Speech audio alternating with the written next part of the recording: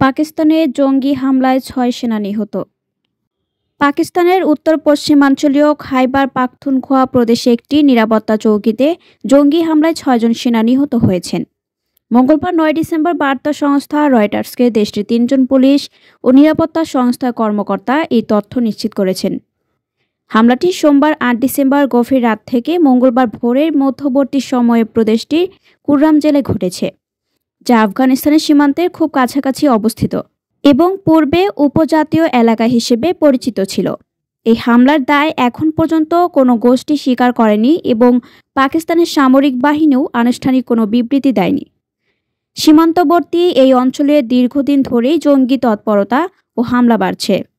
সাম্প্রতিক মাসগুলোতে নিরাপত্তা বাহিনীর উপর হামলার ঘটনা আরও তীব্র হয়েছে, যা পাকিস্তান সরকারের জন্য নতুন উদ্বেগ তৈরি করেছে। এর আগে শুক্রবার গভীর রাতে বেলুচিস্তানের চামান সেক্টরে পাকিস্তান আফগানিস্তান সীমান্তে আফগান তালেবান বাহিনী হঠাৎ করে ছোট অস্ত্র দিয়ে গুলি চালায় বলে অভিযোগ করেছে পাকিস্তান। এর জবাবে পাকিস্তানি বাহিনীও আফগান পোস্টগুলোকে লক্ষ্য করে পাল্টা গুলি চালায়। দুই পক্ষের মধ্যে প্রায় ৪৫ মিনিট ধরে বিরতিহীনভাবে গোলাগুলি চলে।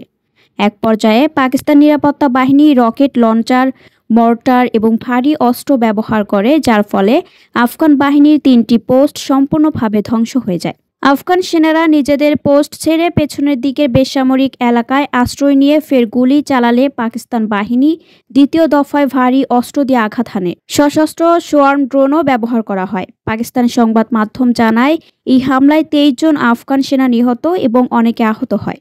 পরবর্তী সংবাদ দেখার জন্য আমন্ত্রণ এবং সাবস্ক্রাইব করে বার্ড নিউজের পাশে থাকুন।